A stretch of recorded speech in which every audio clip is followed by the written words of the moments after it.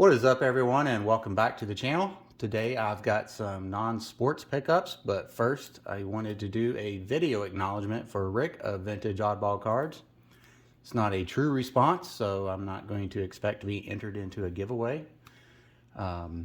Rick over at Vintage Oddball Cards is having a 1,000 subscriber contest where he's asking for players in your collection that you despise or simply dislike because they're on a rival team. Or maybe they're just a jackass.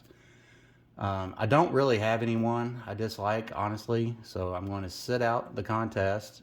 I understand it's all in fun as far as what the dislike is, but I personally just don't have anyone, and being away from baseball for several years makes it harder to have anyone as well. However, I figured I'd show a card and a player that annoys me just a little bit. First up is the George Brett rookie card. I know there was quite the rivalry between the Royals and the Yankees back in the late 70s, early 80s. So what annoys me about Brett?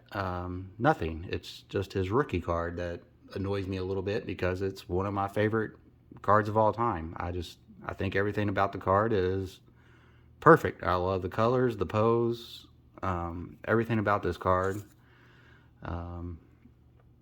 Just flows so nicely, I think. And I guess being a Manly and Yankees fan, I'm a little bit annoyed at myself at how much I like this card. I feel like it should be a Yankees or a Manly rookie that I like more than that, but there's not. So next up, and sorry John, but the next player is Wade Boggs that annoys me. It's not really Wade Boggs himself, but you know, the Yankees won a World Series in 1996. 1 year after Manley retired, a former Red Sox player gets a World Series win with the Yankees. I know Wade was already on the Yankees for a few years, but that doesn't mean I'm not a little salty about it.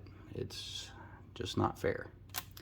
So I know that's not what Rick is asking for, so again, I don't expect to be entered, so I'm going to put myself on the bench for this one. Still want to give Rick a shout out.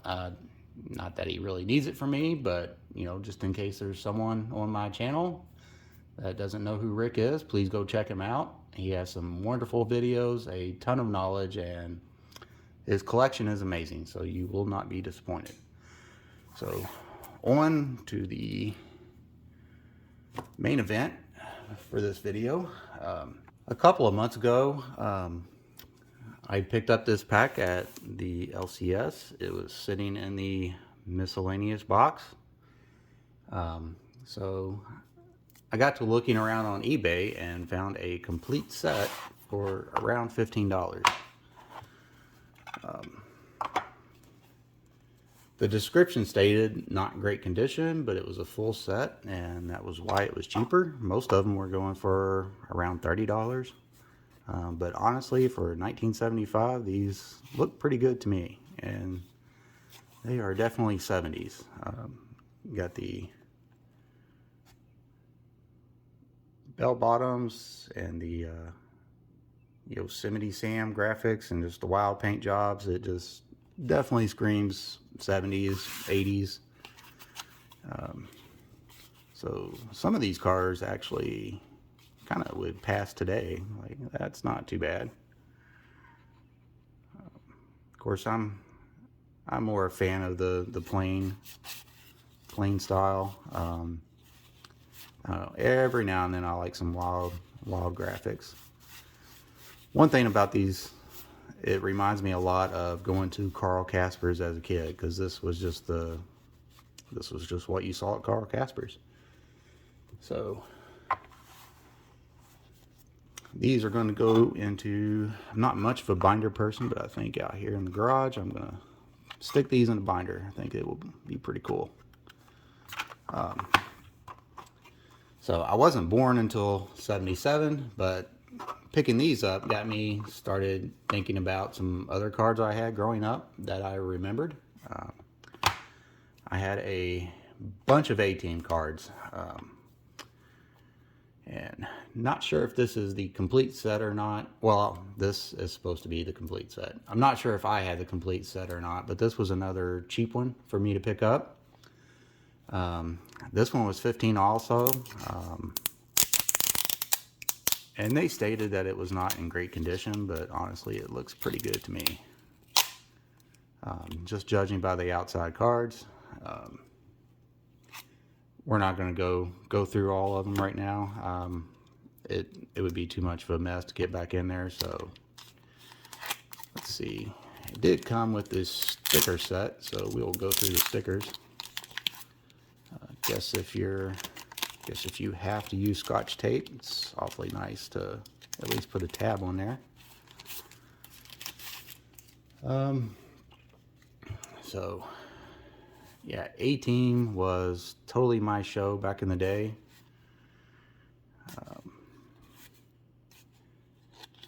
Obviously, I love the van.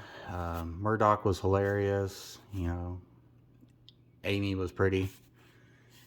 Mr. T, though, was the coolest cat, or I guess the baddest.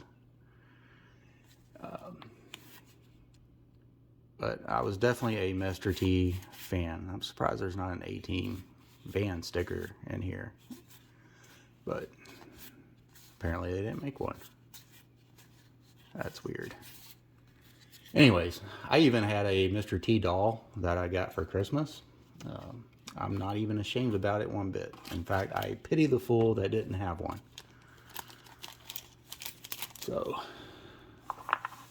very cool cards. So I had a lot of this Star Wars cards also.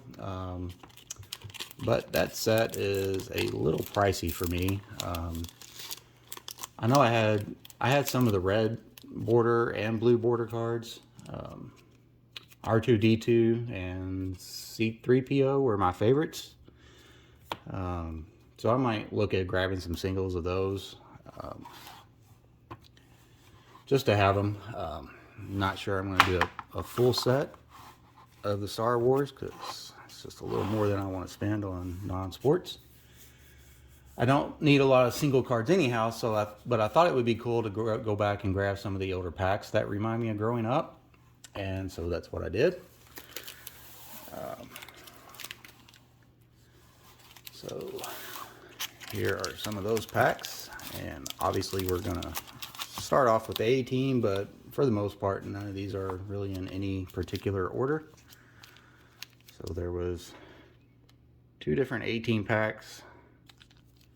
You got the entire team there, and then of course you got Mr. T. These packs aren't in the greatest of condition. That one's got a hole from the bubble gum. I might pick up some others later. Those 2 packs came from one seller, and then this next lot of packs all came from the same seller, and they are in much better condition. But so we've got E.T., which I did actually have a few of these cards growing up. I don't think I had too many.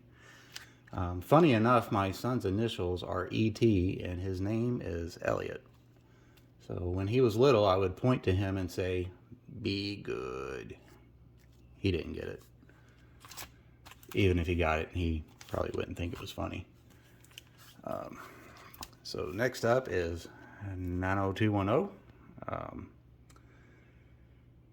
I was not a huge fan of the show at all, really, growing up. I just thought it was corny, and it's even today it's even more corny, if that's really a thing.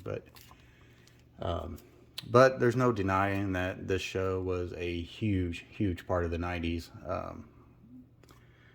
So rest in peace to Mr. Luke Perry. Next up is Roger Rabbit. So did not have any of these cards. Don't really need any of the cards, but there is one single I'm probably going to pick up, and that of course will be Jessica Rabbit. Next up, had no idea this set existed. I just had to pick it up because it's Bo Derek. Shout out to Tony of Psyched on Baseball, who If he's watching this video, he may be headed over to eBay right now picking up this set if he's watching. So just thought it was cool. I think these are, yeah, 1981 Fleer, and apparently they had gum in these. So the Bo Derek set.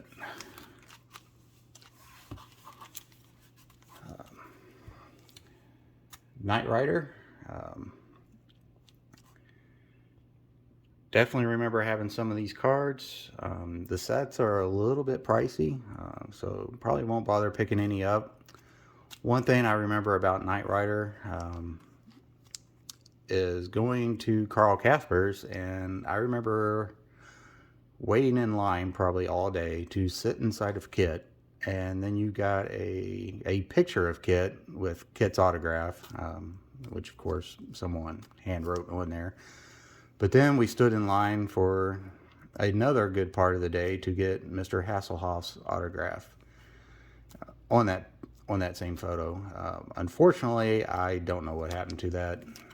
I'm gonna have to get on eBay and see if I can find one. But yeah, it's really wish I had that autograph, but unfortunately I don't. And picked up these 1991 vet sets, pack of Corvette cards, which back here I have the this is a promo set, prototype set, whatever.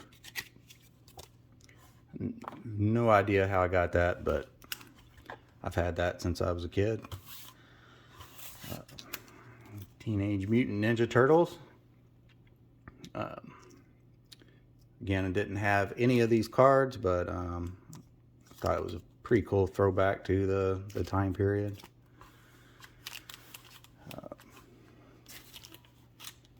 Magnum PI. So I had several of these cards growing up. There's a guy that goes to our local Cars and Coffee, and he has a Ferrari 308. He says people always ask him if it's the original car. He always answers yes, since it's an original 308 Ferrari, but he knows what they mean. He just kind of rolls with it when people ask him. So, but Alf cards. Never had any of the Alf cards either, but they were, I definitely loved the show, so I had to pick those up. Was pretty shocked to see these, but the Crow trading cards, never had the cards, and I was probably out of collecting anyway at the time these were released. So rest in peace to Brandon. Quite the tragedies in that family in regards to movies. One of my favorite movies. I watched it all the time. I need to go back and watch that. Back to the Future 2-pack. Did not see a Back to the Future pack. I would assume they made them. What normal person doesn't love this franchise? I watched it all the time, and in fact I still do. So Bill and Ted's. Not sure if this is from the Excellent Adventure or the Bogus Journey, but quite the bodacious pack no matter what. Oh, it's from Bogus Journey, so it's got the t-shirt offer there on the back. A Bigfoot pack because it's Bigfoot and monster trucks are cool. So a pack of motocross cards because dirt bikes are cool, and I had one as a kid, and having a dirt bike as a kid was probably the most fun I ever had. Yeah. So Saturday Night Fever pack. Definitely didn't have any of these and had no idea those existed, but it was hard to pass up on this when I saw it. 1977, is when they came out, which is also my birth year, and I just had to get it. Last up is Power Rangers. Was not a huge fan of the show, honestly, at the time, although I think it's kind of cool now. But, you know, it's kind of like 90210. It was just a part of the 90s. There's no question about that. So I found a few more packs that I'd like to grab at some point. And I know a lot of others have been into comic books or were into comic books, still are, which makes sense. Comic books were never my thing too much, but there was one comic I really, really liked, and I still have most of them. And that was the cartoons comics. So this was actually the first issue I picked up. Picked it up in the store, begged my mom for a subscription, which she eventually caved into and got. But yep, it is just basically a cartoon magazine about cars, obviously. So some pretty cool artwork. So I may look into picking some more of these up. I know a lot of people are zigging and zagging right now, or casting a wider net, whatever you call it. I decided to try my luck in another pond. It's not something I'm going to put a whole lot of money into, but you know, as long as this stuff is cheap enough, I figure it makes it fun to grab some childhood nostalgia. So anyway, that is all I have today.